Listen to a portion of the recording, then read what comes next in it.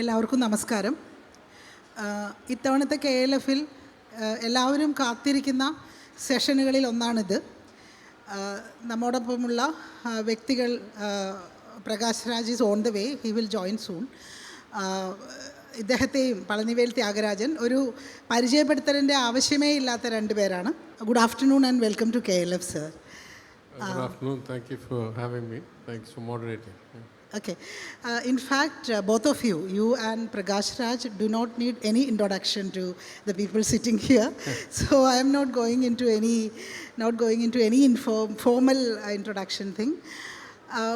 So see, as a journalist, I am usually trained to be in the opposition. Like I usually do take on the role of the opposition, but here, considering the topic that we have been discussing, I don't think I have anything much to disagree with both of you.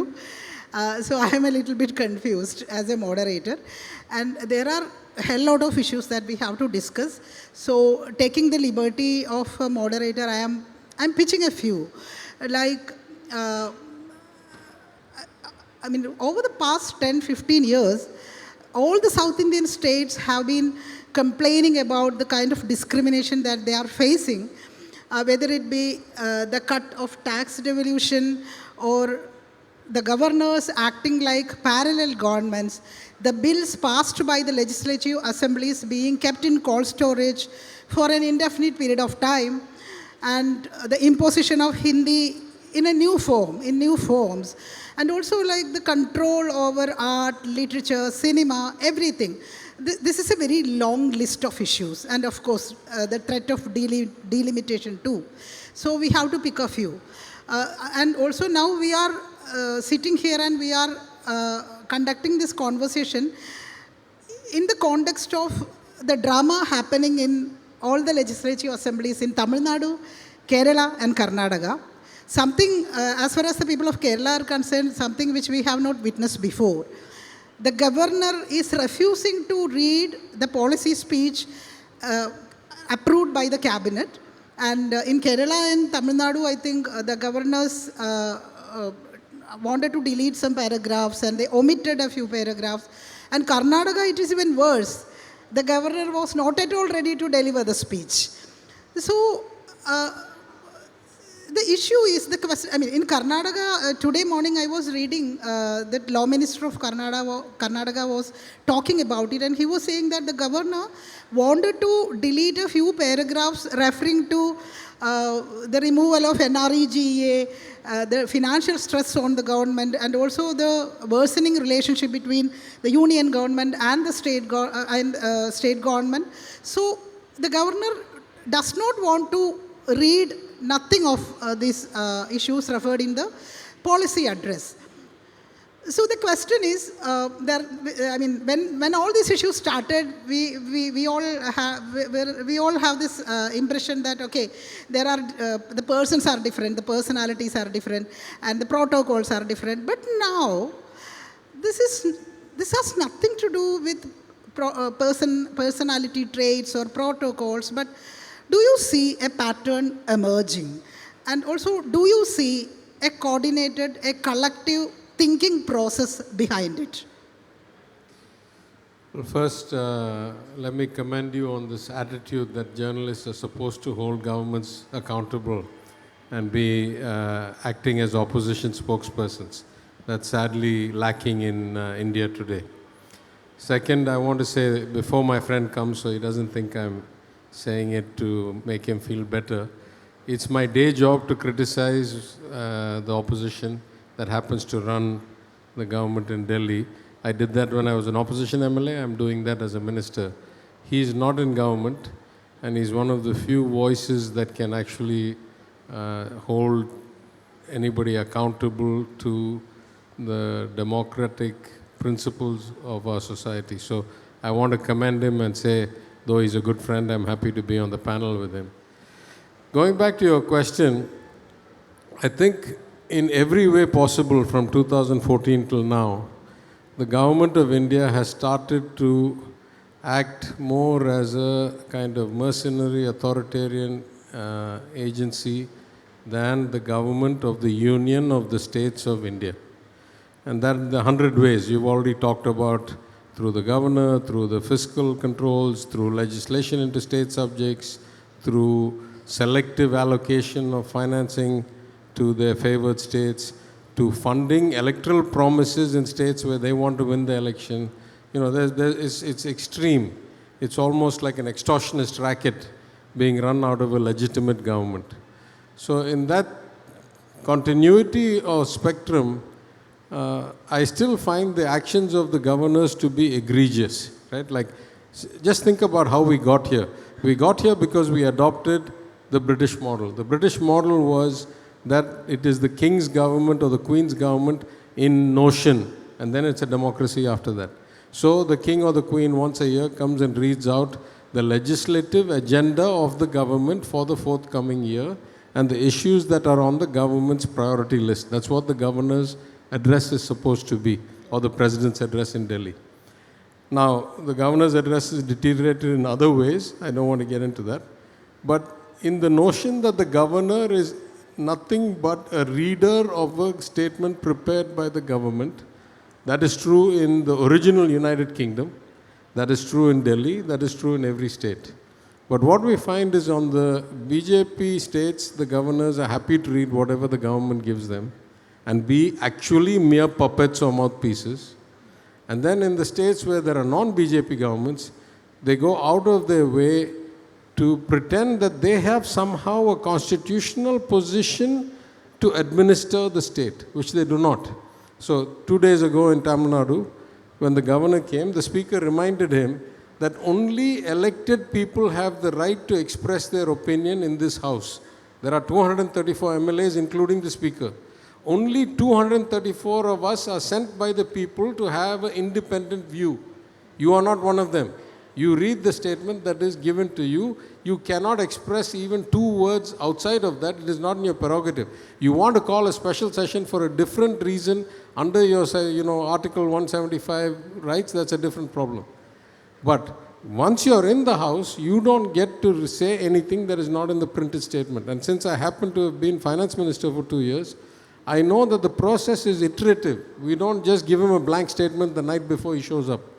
We actually send him drafts, then he sends something back, then we send something back. So we have also learned to be accommodative, though the strict interpretation of the law, not just the constitution, but case after case, starting as early as the 1970s in West Bengal, where a Congress-supportive governor refused to read out certain sections, and they took him to court, and the Supreme Court affirmed that he doesn't have the discretion to either omit a single word or add a single word.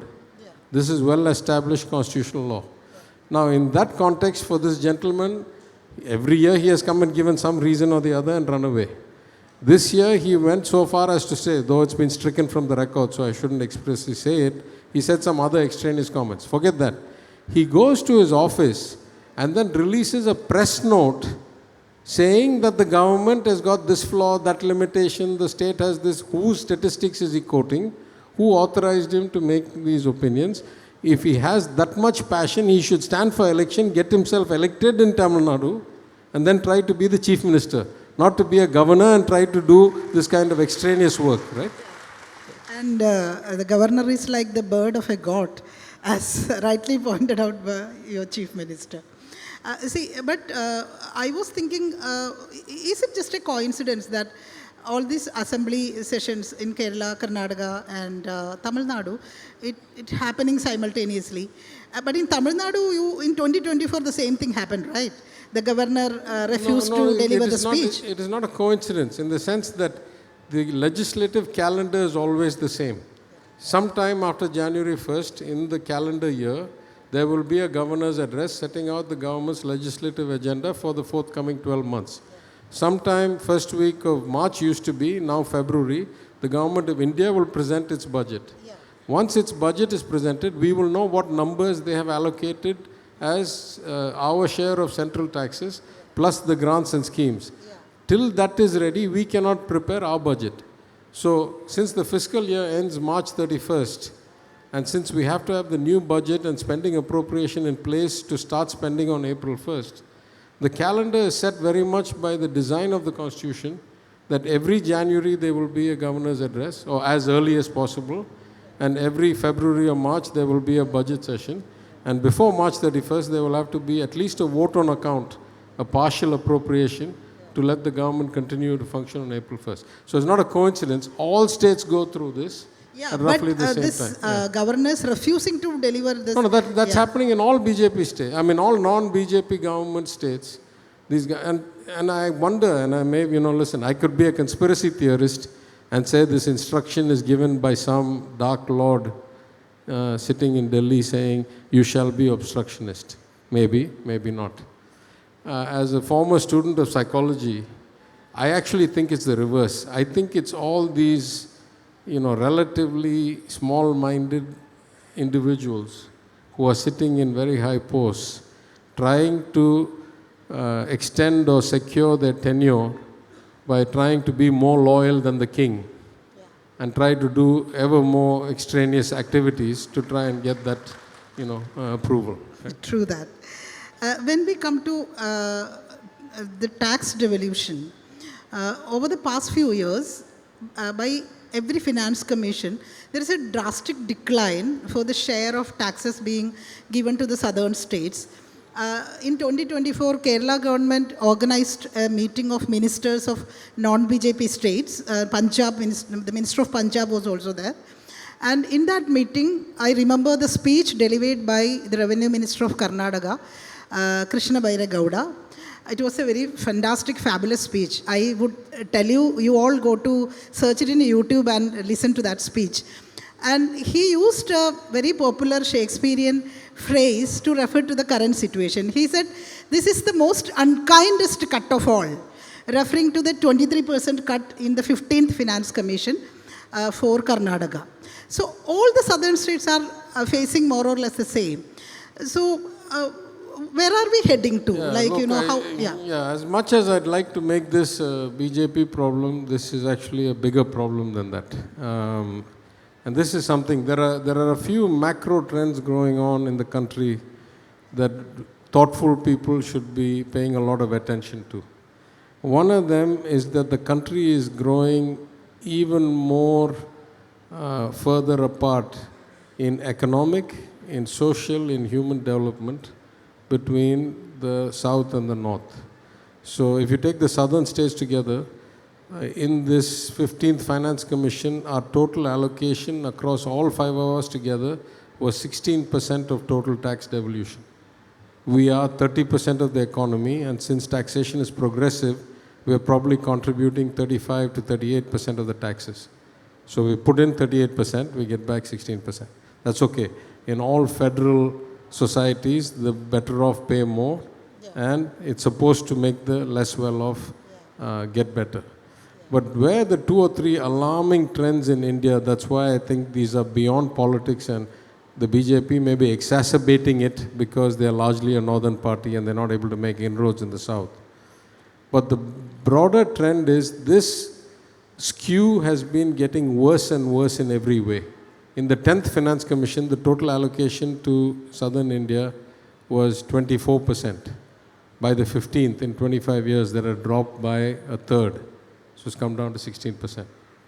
If you look at it in reverse, the gap between the per capita incomes of places like the south and the north has actually accelerated. It has not narrowed through these transfers. It has not stabilized. It is accelerating in its widening in every measure, from education to nutrition to per capita income to anything you talk about. So the question then arises, what is this money doing? If this money is actually making society more even, more equal, or at least tending towards the right direction, then it is creating harmony, it is creating cohesion, it is creating a better republic. But if the money is actually increasing the kind of distance, then maybe this is not the reason for the distance in the first place, number one. Number two, where does this end? Where does it end where the South keeps on getting better outcomes and less money back, greater contribution, less money back? And I think Tamil Nadu's case is stark in that 10th Finance Commission, we were about 7.5% of the population, about 7.5% of the economy, and we got about 7% of the tax devolution. By the 15th, we were about 5.8% of the population, we're 9.5% of the economy, and we get back 4% of the taxes. Yeah. So this trend, that is somewhat the same for all southern states. If this keeps on going this way, how is this a sustainable model? Something very different has to be done in the north. Now, somebody pointed out, I was in Kochi at a retreat, somebody pointed out a fact that I don't have enough data to back, but maybe it's right. It says that after you put all this money from Tamil Nadu and Kerala and Karnataka and all that into the north, they are still spending less per student on education. Yes. And therefore, of course, they're falling further behind. Yeah. Now, that's even more, alarming. So then what does it take to get them to the right level? It can't be money. It has to be something else. The question is, where is this money going to? Then there's a second question. If they are spending that much per student or spending less per student, are actually all the students coming to the schools or not? That is the bigger concern, right? The bigger concern, Kerala has a spectacular outcome. Tamil Nadu is almost as good. Almost every boy and every girl is in school, all the way till high school, forget elementary school. Yeah. In places like Bihar and UP, a lot of the children are not in school at elementary school and at middle school. That means they're lost forever, because if you don't have elementary education, you can't get middle, you can't get higher, you can't get tertiary, you're done. So if inclusion is not there on day one, 100% universal inclusion, then it is not clear to me that other things are fixable.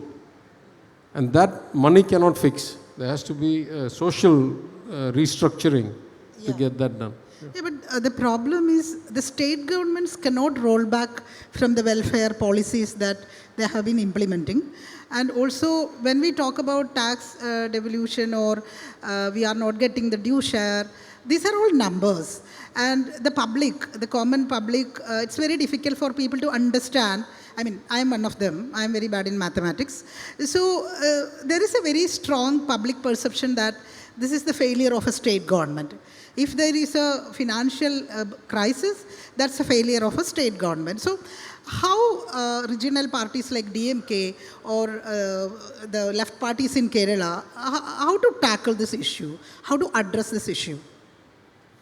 Of course, we quantify the loss, right? Like in Tamil Nadu's case, I'll give you 2 or 3 examples. In the recent governor's address, we have listed 5 or 6 schemes in which the money that was allocated to us in the budget, passed in the appropriation bill in the Lok Sabha, was not given to us by the individual decision of some officer in the finance ministry, directed by the government. So it's 3,000 something crores in the education department, so much money in the health department, so on. At a broader scale, I can say that because the percentage of our GSDP that is given to us as our tax plus voluntary schemes or central government sponsored schemes has dropped by almost 1.5% of GSDP. That means we're getting 45,000 crores less per year than we used to get as a percentage of our total income. Now that's a substantive amount. The school education budget of the state of Tamil Nadu is about 40,000 crores. The health department, public health budget is about 22,000 crores. So 45,000 crores is a lot of money. You look at it a slightly different way. There is acute politicization of the division of revenue. Wherever it suits them, most of our central revenues used to come as share of taxes and less used to come as schemes and grants. Now the bulk of it comes as schemes and grants because that is their discretion. They can do whatever they want. They can finance schemes that are only needed in UP because we're already 100% rural electrified, for example. So the weaponization of money as a political tool, at least in my lifetime, it's possible it was like that back in the day when there was another single party dominant in India back 60, 50 years ago. But in my lifetime, no other party or government has weaponized money as a political tool as much as this one.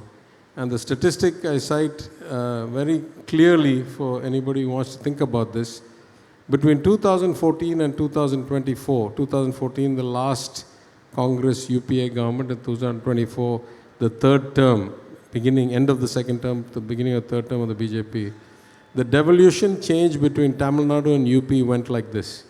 In 14, if we got 1 rupee, they got 2 rupees 90 paise. In 24, if we got 1 rupee, they got 4 rupees 30 paise.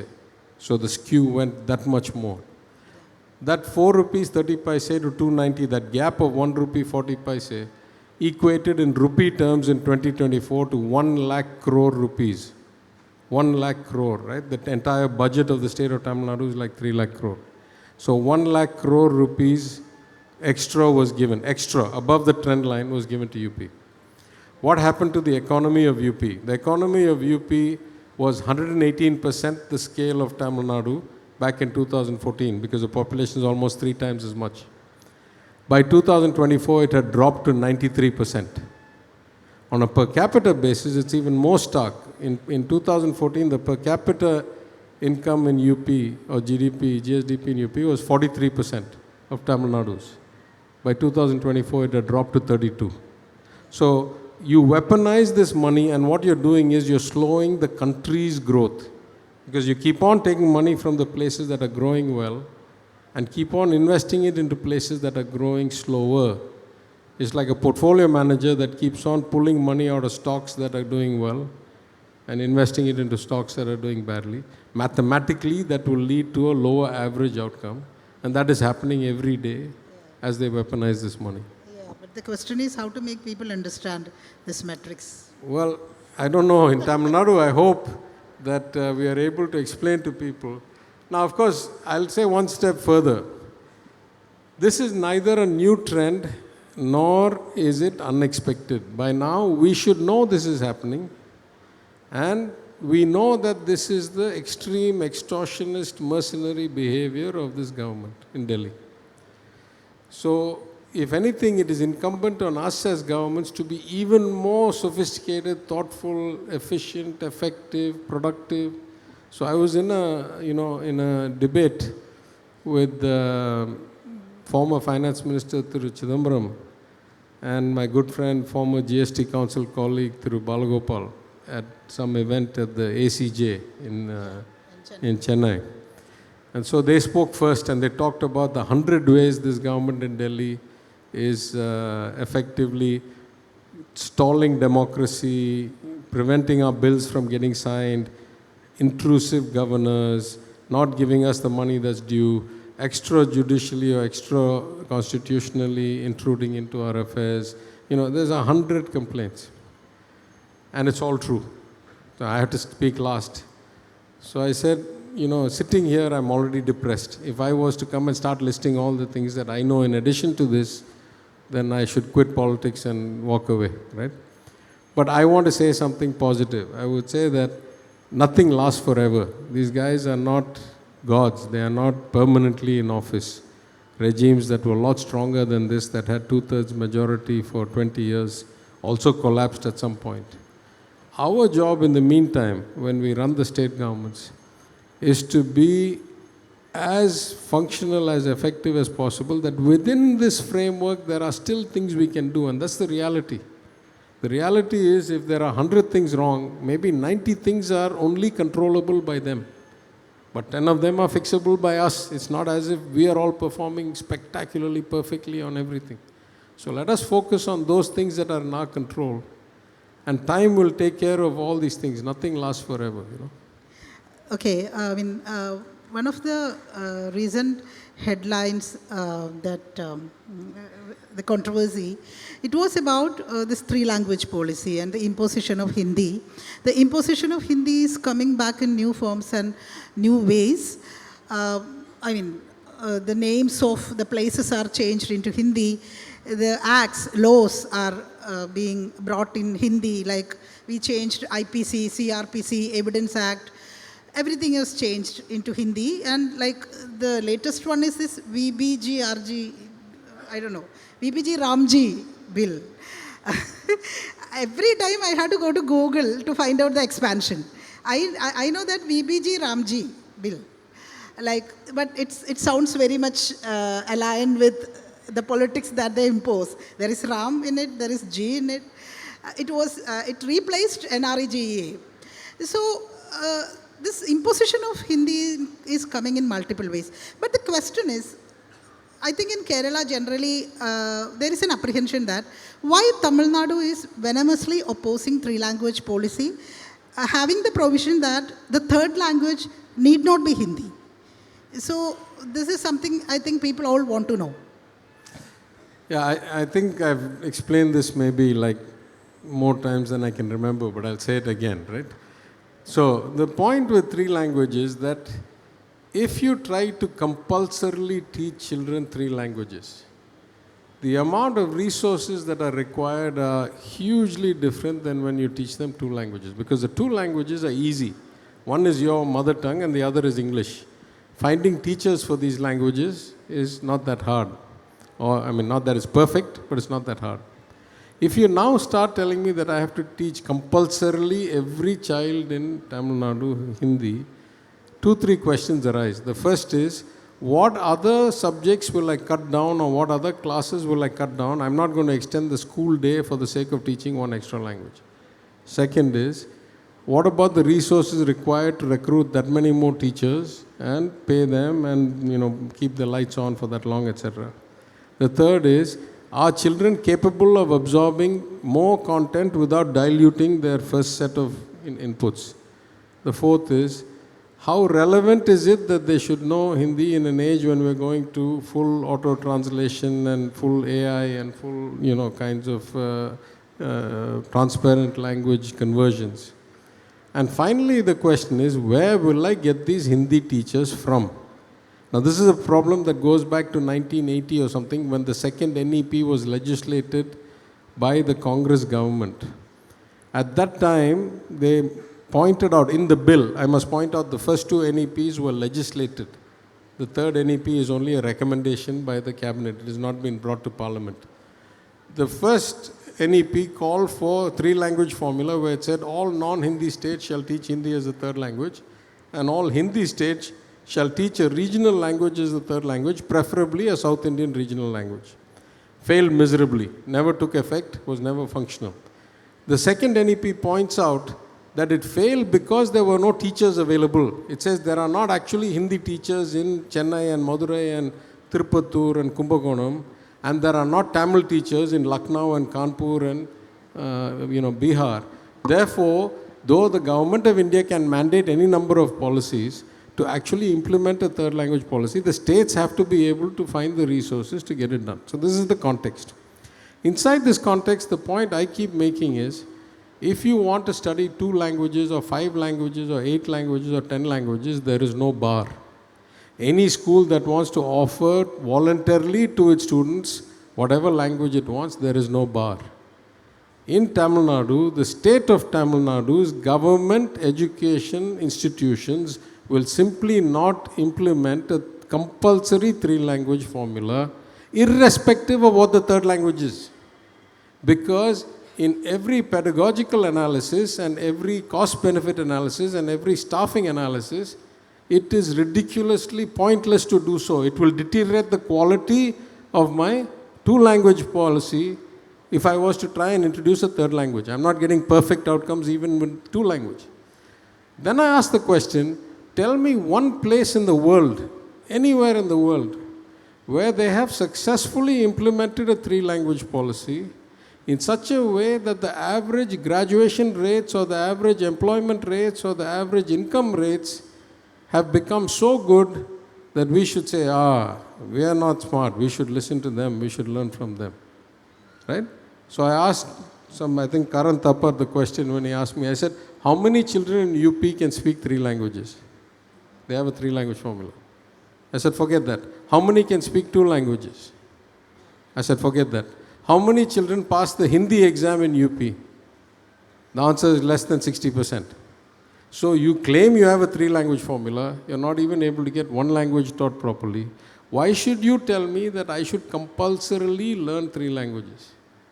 Right? And I say it again the other way, and there are 2 points I have to make. First point, If you have a two-language formula that is successfully implemented across all of the country, like I don't speak Malayalam, you can't speak that much Tamil, but we can speak in English. I can speak in English here, in London, in Sydney, in Tokyo, in New York. I worked 20 years as a banker. I managed, right?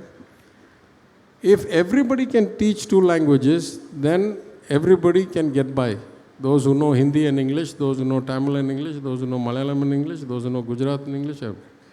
If you insist that we have to learn a language that is not natural to us, implicitly you are saying that you cannot teach the Hindi belt English as a second language. You're not succeeding at three language. You're not succeeding at two language. You're partially succeeding at one language, which is Hindi. Therefore, that part of the country that speaks Hindi will only learn Hindi. And the rest of us that don't speak Hindi will learn three languages so that we can speak to that part of the country that only speaks Hindi. Yeah. So it's not a three-language formula. It is a one-language formula for some people and three-language formula for the rest of us, right? So why should we do that? That was my question.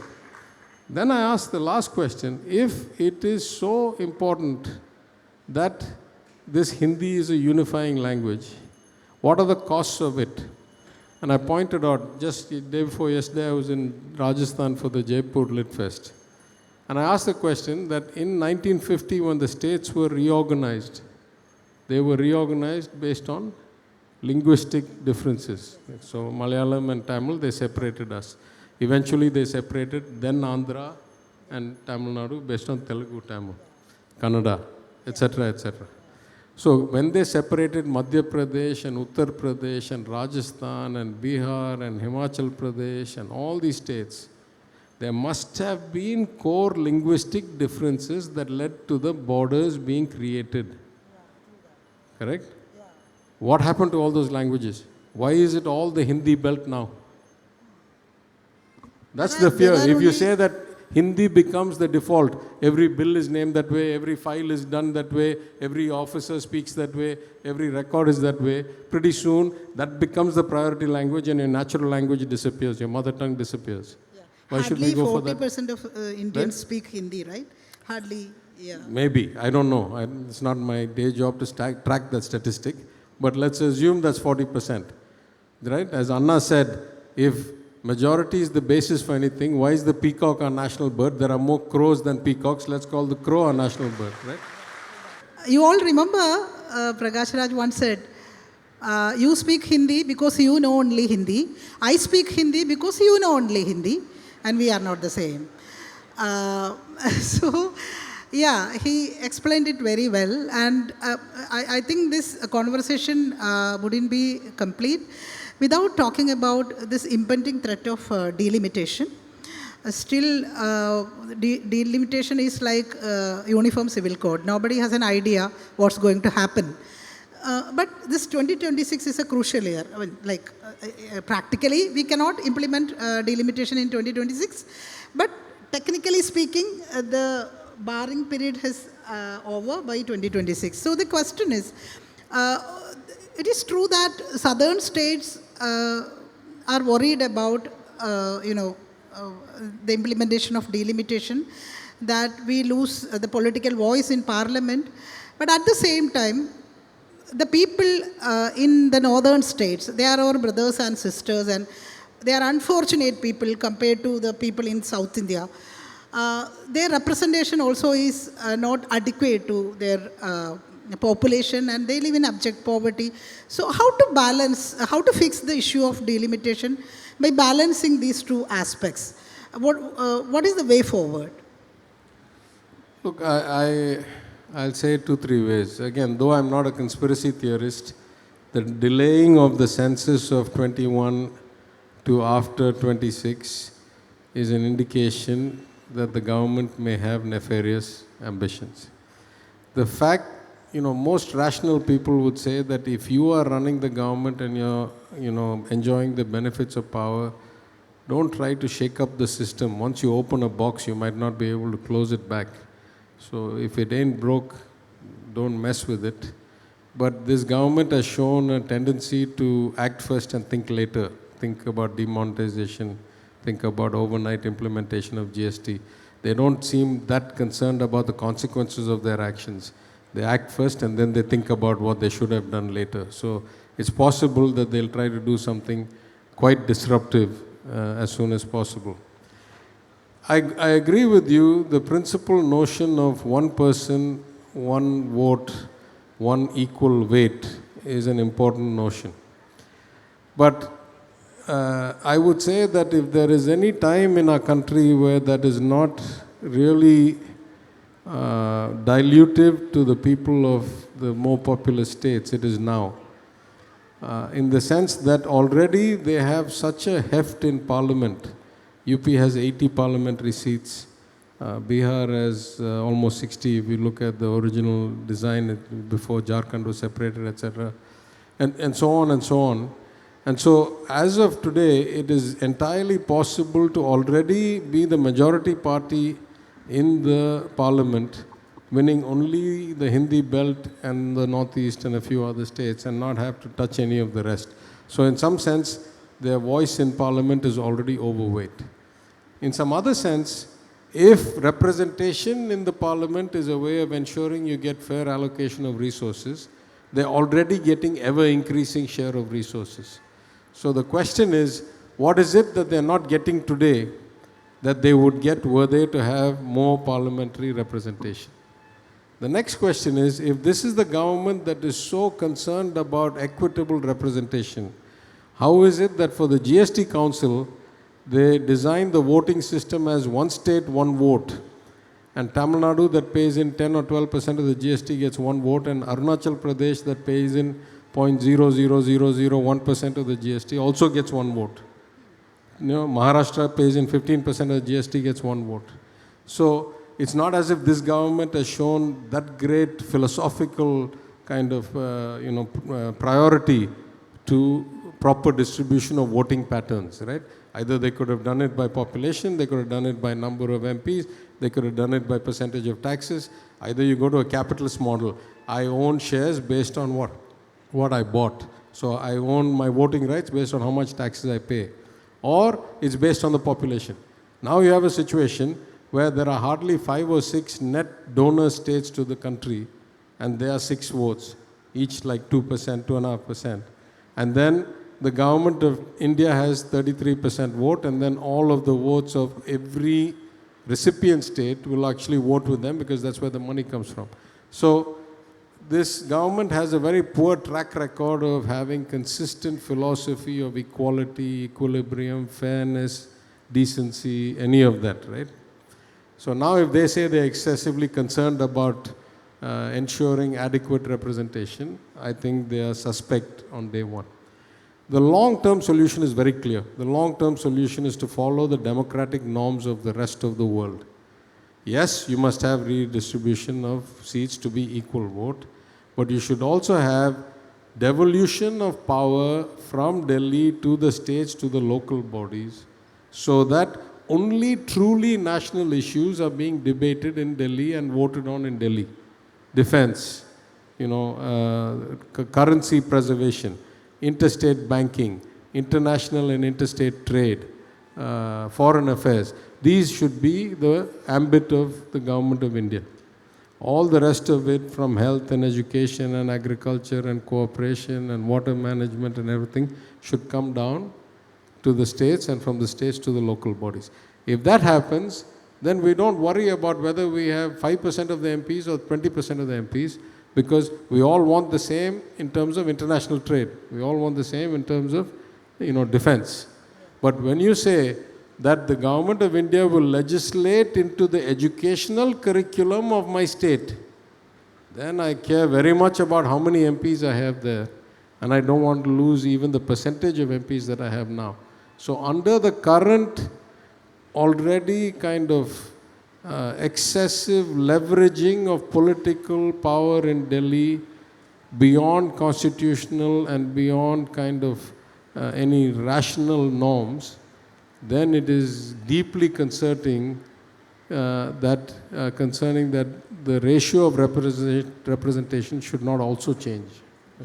But for this also we need a constitutional amendment, right? So we need more number of MPs from non-BJP states again. It's like a vicious circle. Yeah, but you see, the two constitutional amendments that froze the seats, one was by probably the strongest leader who went to the extent of calling emergency. And she realized that it was not in her interest to disrupt what was her ambition of population control. So the 42nd Amendment was brought by Indira Gandhi to freeze delimitation for 25 years. The 84th Amendment was brought by Thiru Vajpayee, who was the BJP NDA government, who realized also that if you're responsibly in charge of a country, then you should try and avoid the kind of disruptions that are likely to happen were you to do profound redistricting. And so the 25 years was extended by a BJP government. So I don't think anybody would argue that either Thiru Indira Gandhi or Thiru Vajpayee were weak leaders or not thoughtful leaders or people without vision or people without understanding of politics. They felt it wise. As I say, my big concern is this government in Delhi has a proclivity to act first and then think later, and also to assume that because they think so, they can do so. A lot of times their grasp is greater than their reach, and so, anything is possible. I'm a bit concerned, yeah. I mean, I think last year, it was in February 2025, when Amit Shah visited Coimbatore, he said that this anxiety over delimitation is meaningless and southern states will only be gaining through on a pro rata basis. That's what he said. Can you explain that? What is his perspective? Like, does it make any sense? It's hard for me to say what is in his mind, but if I was to make a, kind of deep analysis, I suppose what he might have meant is that we'll increase the total number of seats from 540 something to 800 and something, but the percentage of seats that each state represents will be the same. But again, that's my interpretation of what he said. When the bill comes, or when the legislation comes, or when the parliamentary debate comes, then we'll know what he actually meant. Saying something at a political rally on a platform is not the equivalent of a constitutional guarantee or a, kind of legislative action. I think it's time to open the floor for questions. And we are privileged to have. I want to apologize first for false advertising, because Prakash Raj shall have to answer why he never showed up, first to me. But anyway, I apologize for that.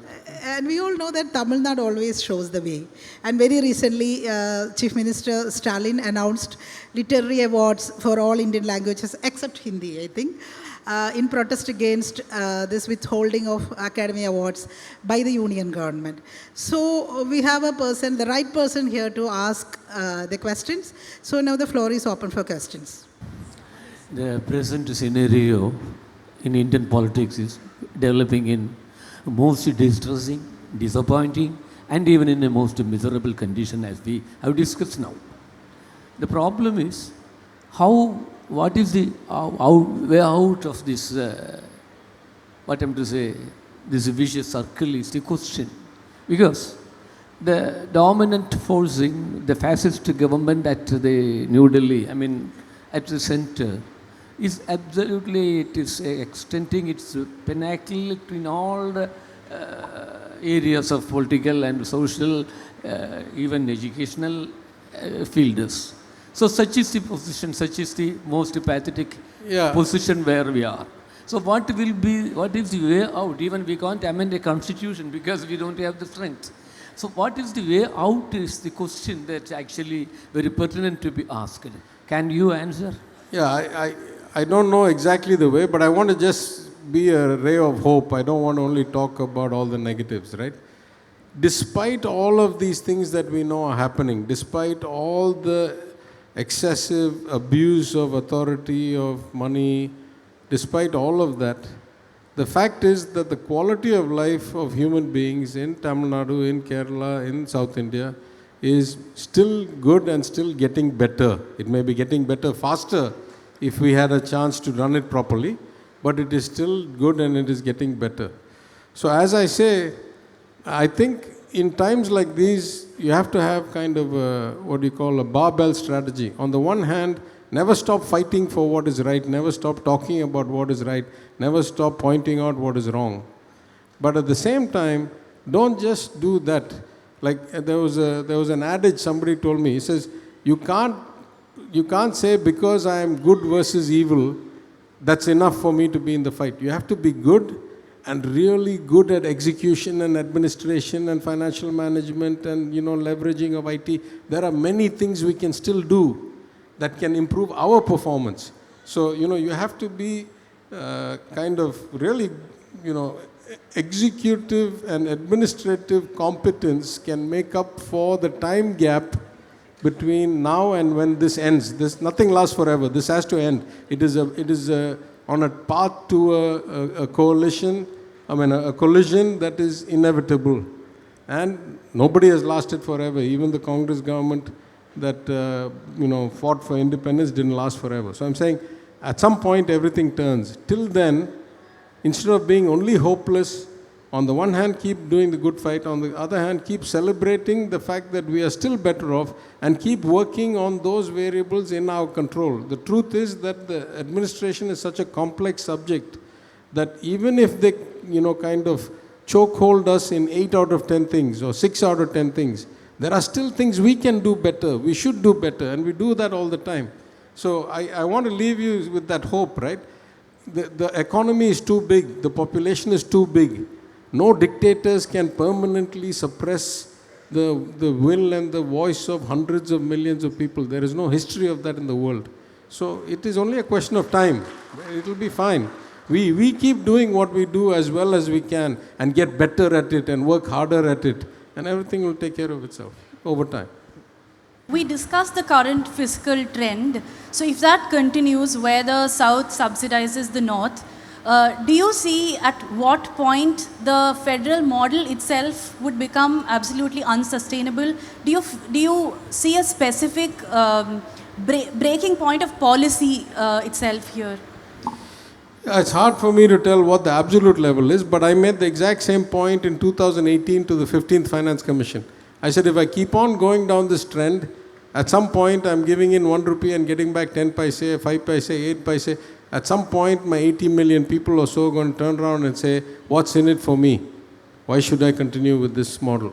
So it's not perpetually sustainable. The more problematic issue in my mind is why somebody doesn't take a different approach to this. If 75 years of skewed devolutions has not led to improving equality, has not led to improving educational and economic outcomes in the northern states, clearly there is something more profound than money that needs to be looked at. Why is nobody looking at that? That's what worries me a lot. This thing, you're right, there is a dead end. I don't know what day or what number or what percentage, but it is alarming because it's going to a dead end. It can be corrected if somebody starts to think about what is it that we need to do to benefit from this actual transfer and get better outcomes. നികുതി വരുമാനത്തിൻ്റെ കാര്യത്തിൽ കേന്ദ്രം ദക്ഷിണേന്ത്യൻ സംസ്ഥാനങ്ങളെ അവഗണിക്കുകയാണെന്നുള്ള പറയുന്നത്. സോഷ്യലിസത്തിൻ്റെ core ideology എന്ന് പറയുന്നത് redistribution of wealth എന്നാണല്ലോ. അപ്പോൾ റീഡിസ്ട്രിബ്യൂഷൻ ഓഫ് വെൽത്ത് എന്ന് പറയുന്ന കോർ ഐഡിയോളജി പ്രാക്ടിക്കലി ഗ്രൗണ്ട് ലെവലിൽ അപ്ലൈ ചെയ്യുമ്പോൾ നമ്മൾ അതിനെ എതിർക്കേണ്ട കാര്യമുണ്ടോ? അപ്പോൾ അങ്ങനെ എതിർക്കുമ്പോൾ അവിടെ നമ്മളെ ഇരട്ടത്താപ്പല്ല എടുക്കണേ. Yeah, I have no problem. That's what I'm saying from the beginning. I have no problem with that. I have only 2 problems. The first problem is this devolution or transfer does not make us more equal. Socialism is not an end in itself. It's a means. I give you more money, you become more equal to me. Right? If I take some money from my account and put it in your account goes up, my account goes down. But I keep on giving money and your account keeps on going down, my account keeps on going up. This is my first problem. My second problem is that the government of India has used so many tricks to extra the Finance Commission's recommendation. So the recommendation says that every rupee should given to me, 2 rupees or 2 rupees 30 paise should be given to UP. But the actual devolution is 1 rupee given to me, 4 rupees 10 paise to UP. So first they take like 25% of the total revenues in cesses, they don't distribute that. Then they start making discretionary spending. So they find a way to violate the Finance Commission every single day. Right? The Finance Commission ratios are not being followed. They are doing much, much worse than the Finance Commission ratios. And also the money is not spent for education. That's a secondary problem. My point is that first of all, it is not the Finance Commission's ratio at all. It is whatever ratio they choose. 2022-23 കാലയളവിൽ നമ്മുടെ MP John Brittas രാജ്യസഭയിൽ ഉന്നയിച്ച ഒരു ചോദ്യം ഉണ്ടായിരുന്നു. അതിന് അന്നത്തെ finance മിനിസ്റ്ററായ Pankaj Chaudhary നൽകിയ ഒരു മറുപടിയുണ്ട്. അതായത് ഇന്ത്യയുടെ ടോട്ടൽ റവന്യൂവിൻ്റെ 70% റവന്യൂ അതായത് നൽകുന്ന സംസ്ഥാനം എന്ന് പറയുന്നത് മഹാരാഷ്ട്ര, ഡൽഹി, തമിഴ്നാട്, ഉത്തർപ്രദേശ് ഈ സംസ്ഥാനങ്ങളാണ്. അവരാണ് 70% റവന്യൂ നൽകുന്നത്. അതിനകത്ത് മഹാരാഷ്ട്ര നൽകുന്ന റവന്യൂ എന്ന് പറയുന്നത് ആനുവൽ റവന്യൂ എന്ന് പറയുന്നത് 6.14 ലക്ഷം കോടിയാണ്. എൻ്റെ സൗത്ത് ഇന്ത്യൻ സംസ്ഥാനങ്ങളുടെ നികുതി വരുമാനം എടുത്താൽ പോലും ഈ 6.14 ലക്ഷം കോടിയിൽ എത്തുകയില്ല. അപ്പോൾ ശരിക്കും പറഞ്ഞിട്ടുണ്ടെങ്കിൽ നോർത്ത് ഇന്ത്യൻ സംസ്ഥാനങ്ങൾ അവരുടെ റിസോഴ്സുകൾ ഉപയോഗിച്ച് ജനറേറ്റ് ചെയ്യുന്ന വരുമാനം സൗത്ത് ഇന്ത്യൻ സംസ്ഥാനങ്ങളിലേക്ക് ചെലവഴിക്കുമ്പോൾ അവരല്ലേ ശരിക്കും ഞങ്ങൾ അനുഭവിക്കേണ്ട പൈസ നിങ്ങൾ കൊണ്ടുപോകുന്നു എന്ന് പറഞ്ഞ് കരയേണ്ടത് അവരല്ലേ. നമ്മൾ പക്ഷേ ഇവിടെ ഇരട്ടതാപ്പം എടുക്കുകയല്ലേ. ആൻഡ് വൺ മോർ ക്വസ്റ്റ്യൻ, ഒരു ആർഡർ കാര്യം കൂടി ഉണ്ട്. ഈ പറയുന്ന ഫിനാൻസ് മിനിസ്റ്ററിൻ്റെ ചുരുക്കി പറയണേ. ഓക്കെ ഫിനാൻസ് മിനിസ്റ്ററിൻ്റെ ഒഫീഷ്യൽ സൈറ്റിൽ അവർ ഫണ്ട് എങ്ങനെയാണ് ഡിസ്ട്രിബ്യൂഷൻ ചെയ്യണമെന്ന് കൃത്യമായിട്ട് കൊടുത്തിട്ടുണ്ട്. പോപ്പുലേഷൻ്റെ ബേസിൽ 15% allocation, these are basic facts, he knows it. ക്വസ്റ്റ്യനിലേക്ക് വരാമോ? എൻ്റെ ക്വസ്റ്റ്യൻ എന്ന് പറയുന്നത്, അപ്പോൾ നമ്മൾ ശരിക്കും ആക്ച്വലി ഉത്തരേന്ത്യൻ സംസ്ഥാനങ്ങളാണ് ഏറ്റവും കൂടുതൽ റവന്യൂ ജനറേറ്റ് ചെയ്യുന്നത് ഇന്ത്യയിൽ. 70% ഇൻകം ജനറേറ്റ് ചെയ്യുന്നത് നോർത്ത് ഇന്ത്യൻ സംസ്ഥാനമാണ്. അതിനകത്ത് ഒരു സംസ്ഥാനം 10 പോലും കേരളം ഇല്ല.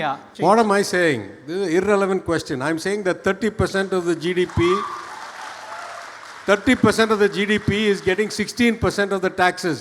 So what if they're getting 70% of the income? I mean, of the generating. They're getting 85% of the taxes, right? Yeah. What is this point?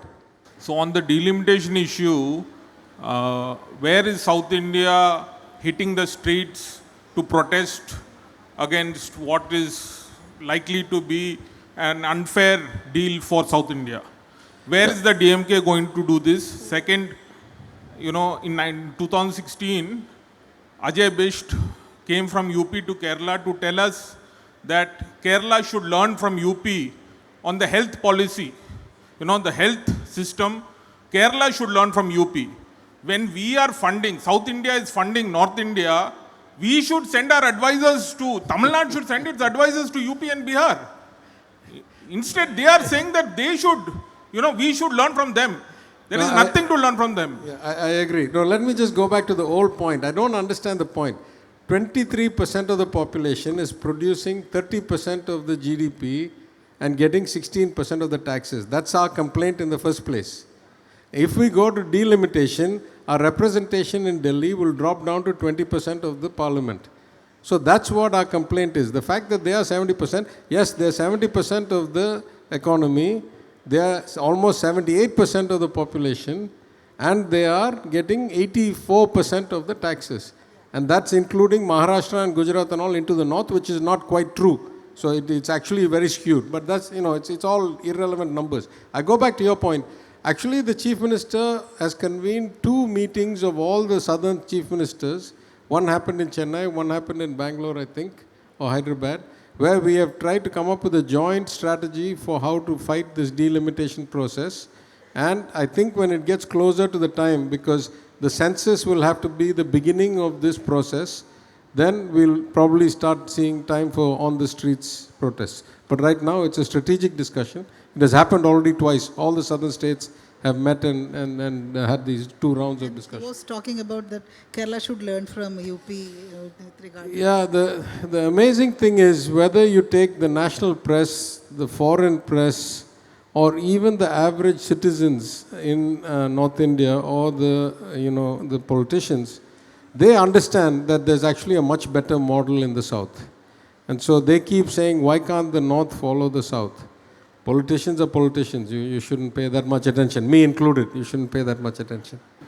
Considering that the founder of Hindutva has taken inspiration from European fascist ideas of the 1930s, and not to mention the North and Central's attempt to simplify or reduce the South's sheer diversity and to remove or shame contrasting practices that do not align with the North, would you agree with me if I said that this is not just internal colonialism, but literally Indian Nazism? I didn't quite get all of it, but I must say that people in positions of some responsibility, elected representatives like me, should hesitate to use words like Nazism. So I don't want to get into that. Though I would consider, I won't say he's a great friend, but he's an acquaintance of mine through Rajiv Chandrasekhar. I was a bit disappointed when he made statements about Sabarimala that started comparing our chief ministers to Nazis and all that. I don't think that's responsible politics. So I'm not going to get into those kinds of labels. Yeah. Okay, I'll try and keep this short. So clearly, just based on the discussion that has happened today, firstly, kudos. I think you both kind of outlined the discussion by touching on so many different aspects of a common problem, which is how the South is undermined, not only in terms of language, but also finance. However, based off of this discussion today, it's very clear that even within southern states, there are people to whom this message is not really reaching. And so you have situations where there is so much of an emphasis on speak this language in this region that a lot of people within the southern states gets alienated, right? So how do you really reach out to people like that? So it's a question of translation. So a very nice intellectual debate. How do you really translate it for people out there? Well, I think 2-3 things, and this is just anecdotal. But around the time of the 2024 election, there was this attempt to hype up UP as some economic miracle, and to say therefore that the BJP model of state development was fantastically good. And I'll take this aside. We already fell for this myth once. We all heard of the so-called Gujarat model and we all bought it, or many of us bought it in 2014. It turns out, if you saw the Economist article in November, Gujarat has roughly the same per capita income as Tamil Nadu, just for comparison, while it has better power, better infrastructure, and better kind of road network. Better power means power generation, energy generation.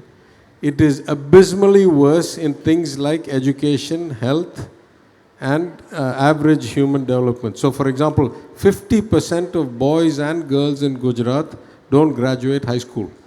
That is an appalling statistic, 50%, right? The multi-dimensional poverty is like 12-14%, in Tamil Nadu is like 2%, in Kerala is 0. So, from that perspective, already we were sold a pup. There is no fantastic Gujarat model. The rich are getting richer, crony capitalism flourishes there. That's about it. In that sense, they tried to sell a UP model, and though they had been flogging it for 3 months and nobody really questioned it, I finally wrote an article in the Frontline or Outlook or something, and I basically put out a small interview.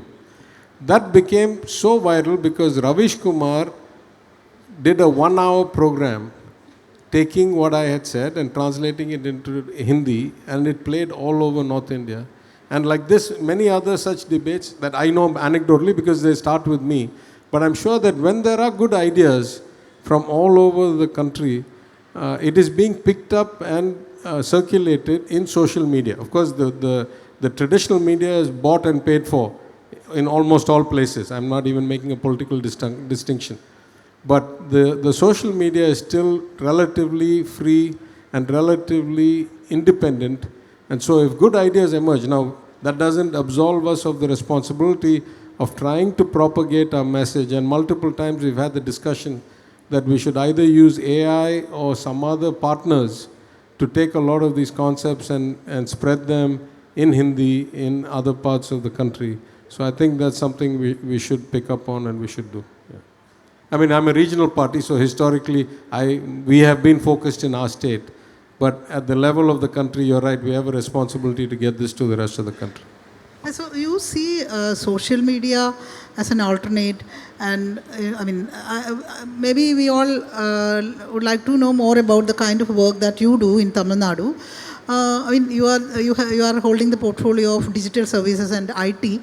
So, but when we look at social media, of course, we all know that the traditional media in India is corporatized and monopolized. But isn't it a fact that social media has the biggest monopoly? I mean, Meta is controlling the I agree. big social media platforms. No, there are 100 downsides to social media, particularly for children. A lot more states are going to ban it. It is an oligopoly or a monopoly in multiple dimensions. So I'm not saying that social media is a great social good.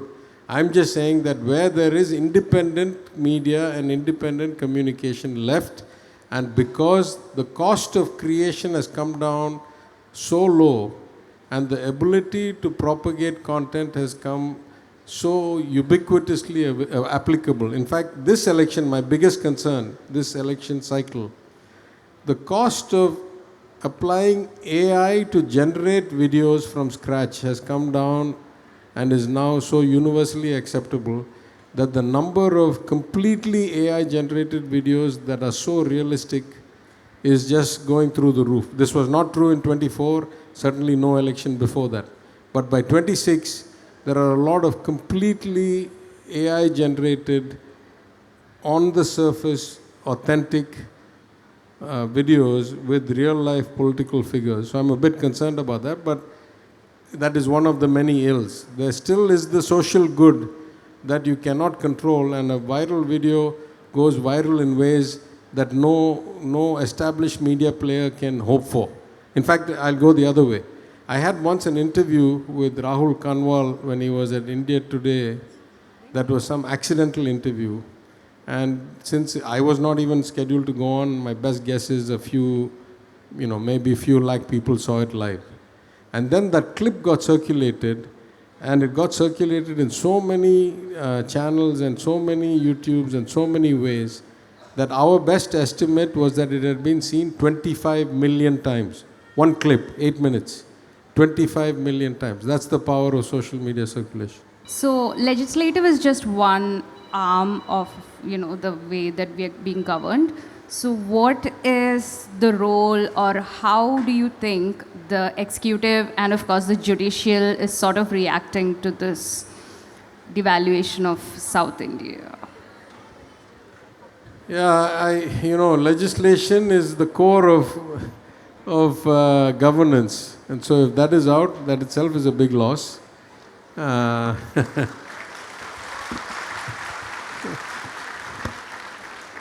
But I would say institutional capture is happening across all institutions.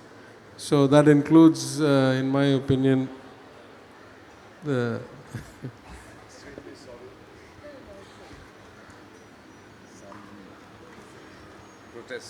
arrived to conclude the session. Yeah, our darling Prakash Raj arrived. We were discussing a lot of issues regarding South India in general, and issues ranging from the undue share of, the cut in tax share, and also delimitation, the 3-language policy. A lot of issues were discussed here. Wonderful. Hi, everyone. Yeah, but there was a moment. I am extremely sorry for the delay. And thank you, Kerala, for supporting dissent and allowing processions to cross the road. I was stuck in the traffic. We are always angry in South India, and the Mahaprabhu comes and the traffic is stopped. But dissent was walking through, and I had to be patient, and love you all and thank you for the patience. I'm sure PTR sir with his would have clearly expressed his anguish and anger that why we are angry. Yes. I would rather talk about another version of what does India lose when they are trying to push South India. they lose a robust diversity. Being an artist, I can only tell you with examples. I'll just tell you a story of a Victoria Lake, which is in Africa. It's the largest sweetwater lake. It was surrounded by 7-8 countries, Uganda, Tanzania. Lot of fishes, diversity, they lived, they fished. And somebody thought that we need a very meaty fish. So from the river Nile, they introduced a very meaty fish called Nile perch, which was a carnivorous. Only to realize 30 years down the lane that it ate up all the fishes. All different varieties of fishes, a marine life, which with its robust diversity had contributed to the evolution. And they had nothing to eat, and they started dying, and now it's a dead lake. This is what we are afraid of, we are angry of, when you come to push South India, when you come to impose in South India. Our anger is not to fight with you. Our anger and anguish is we don't want to die. We want to be alive, and it is not healthy. I definitely sure that what are the ways they are trying to demean South India with the economic sanctions and trying to bring delimitation. This is because in the center, because your country is federal in spirit, they call it a center because there is a regime up there. It is not an elected government. I mean, I wouldn't say it is just a farce that it is an elected. It is behaving like a regime, using institutions, using its power, using its law, using its court to criminalize dissent and to push and try to tame South India. What I talk about North India, whatever you are coming from, you have your inland stories because you're landlocked. You have grown with somebody coming and taking over you, your fights. But South India has grown, evolved with collaborations, with seas, Vasco da Gama coming, with trade. What you all don't understand, you see it as a Madrasi, Tamil Nadu, that's all your perception is, being a fascist, being a regime. Because one philosopher said, if you want to know the repercussions of being a fascist, you have to read, and you don't read. If you want to understand what racism is, you have to travel. You have not traveled into South India. Here we have different languages, different dialects, Tamil, Malayalam, Kannada, Telugu. We collaborate, we exchange. That is the richness. And that's why we are robust and we are contributing. By stopping us, by demeaning us, by trying to kill us, you will die is what I want to say. If you don't understand evolution, if you don't understand growing, and who gets angry? I get angry. We South Indians get angry.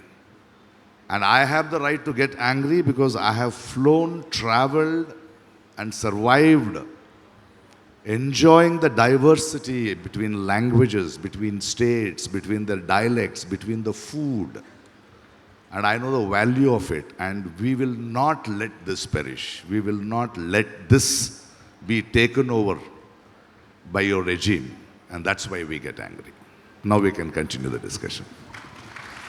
One thing that we left in this discussion due to your absence was about this growing censorship over cinema, art, literature.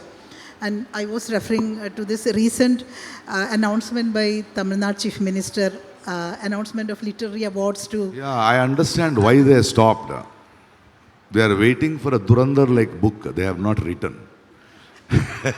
So they have to end up giving to a meaningful book. And I'm so happy by the Chief Minister of Tamil Nadu, Stalin, sir. This is our resistance. This is our resilience. This is the way we speak back. Yeah. Now coming to censorship, now you are seeing the repercussions of the censorship. But for that you need to understand, few years back, it was regional censorship because regional censor boards understood what the film is about and what it is talking about. They made it central censorship. So you apply because they want to know what has to be allowed, what has not to be allowed. And Kerala has witnessed that they did not allow Palestinian films to be played there. Because they are afraid of the idea of dissent. That's why they are criminalizing dissent. So they use the censor boards. They use the academies. In spite of a wonderful filmmaker in the last year's Goa festival, they had the audacity to play their propaganda films, and he said, you can't get this into an international market, an international audience. They are controlling what? Look at the election commission. Simple. Now you are seeing how shamelessly the election commission is behaving. They are behaving because they are empowered to behave like that. They see the agenda is very clear. Few years back, they make a rule that election commission, you cannot put a case on them for life. You cannot question their accountability. And they will do shamelessly. They will do it shamelessly. Look at the SIR. Look at the CAA. So this Akhanda Bharat. Fools, I want to tell them, what is your Akhanda Bharat? If your dream wants not only South India, they want Nepal, they want Bangladesh, they want Pakistan. Are they joking? This is what. So the sense we are complaining now because their agenda was delimitation. Everything they are pushing. And what they need to understand is, by not giving the dignity or the share or not accepting the importance of the robust diversity we South Indians possess, they are eventually going to destroy evolution, growth. They are such hypocrites with a CGI who's retired now, who's no more that, in a literary festival now says Umar Khalid should be given bail. What an hypocrisy. Where he could have done it when he was there. But he says it now. But the question is, like, where do we go from this point? I think we have reached a limit where we cannot be pushed anymore. Yes, that's how it is. No, that's how it is. This is how Hitler failed. When Hitler said it is his race, did he succeed? Time has come. Because see, now dissent is present. I was talking in the morning. Now Wang Chuk is present. Umar Khalid is present. It is not Wang Chuk and Umar Khalid. It is to tell all of us that you can't be dissent. You can't, the idea of dissent against the government, which is the regime, you will suffer the same. That is a fear. But human evolution cannot take this much of pain. It has to move forward. So it has reached a limit. I'm happy it has reached a limit because now I know that every person here is representing that dissent. It is growing. That is the only way. The way Tamil Nadu is fighting, the way Kerala is fighting, the way Karnataka is fighting, we are telling them we will not go down. And time has come to be aware, to understand and fight back. Fight back for our rights. And I really wanted to express my gratitude for saying, when you were chairing the jury of Kerala State Film Awards, that national awards don't deserve Mamuka. Thank you for saying that. And I think we are running out of time. I know that almost all of you might be very eager to ask questions to Prakash Raj. So maybe maximum 2 to 3 questions, please. I'm extremely sorry for being late because this was one talk, especially with PTR sir, I really wanted to engage. Before somebody lifts up a hand, and I just want to ask these fellows who are trying to know. I have a small story in Mangalore. I'll just tell 2 stories and I'll finish. One is the South Canara. The harmony, diversity and the collaboration we have in South India is, the Christian priests came and started growing Shankarapalli jasmine flowers. The Muslims made into a garland and traded it, and the Hindus used it for their festivals. Can you give me a more robust collaborative diversity up there north. Do you understand this at all? I run a theatre incubator, and we had given children to tell their concept about Ramayana, and they came up with a very beautiful play. I was so taken aback by the way they saw Ramayana. The story is about ants in an anthill, which is afraid that these human beings are doing some puja, there is going to be a rain of milk. So they decide to come out and live out, and have no food because human beings have poisoned everything in the farms and everywhere. And one elder ant says, there's only one thing they have not poisoned, they are books. So they go into a library and start eating the books, and few ants eat up Ramayana. And there was a warning when they eat that you digest and you become the characters once you read that book. And they come up on stage, these 5 children. I want to tell this to North and South and what we are fighting against. Rama, Lakshmana and Sita have come to South, and Lakshmana says there's a beautiful forest here, and Rama says with his conscience, no, this is somebody's land, somebody's farm. But they are hungry, they start eating the food. And in their story, Shurpanaki and Ravana come to the gate, and Shurpanaki is very angry. Anna, somebody is eating our fruit. He says, no, they are hungry, let them eat. We'll talk after they are finished. And after they finish, they approach them. And these people look at them and say, oh, some tribals have come. No, no, we are the owners. Oh, I'm sorry. Since you have eaten the fruit, you have to pay the bill. And they say, how much? This is with GST, you know, it is around 2,000 rupees. And they say, we can't. Okay, we'll give you a discount. No, we can't pay. And Shurpanaki and Ravana say, so you are not tourists here. You have come to live. You don't have food. We are happy to share with you. But then you will have to pay. I'll tell you how to pay. The seeds of the fruits what you have eaten, please plant and grow them and go back. So they should understand when they come to South India, we welcome them. We are ready to share. But don't come and impose yourself and try to buy us out. Simple. To wind up this session with a note of hope, probably a very short one. So, yeah. No, listen, nobody ever says life is always fair, always smooth, always even. I still say, if we had to pick, most of us would say we'd rather be born in South India today, no matter what the atrocities and what the other limitations are. So I think even as we fight for what is fair, what is right, even if we try for the sake of the country, we are not less. In fact, we are more nationalist than anybody else because we want a better country, we want a more equitable country. But even as we fight for more equitable outcomes, we should be grateful for what we have. And I keep saying that it is not enough to be good in intent. You have to be good in execution, you have to be good in capability, you have to be good in outcomes.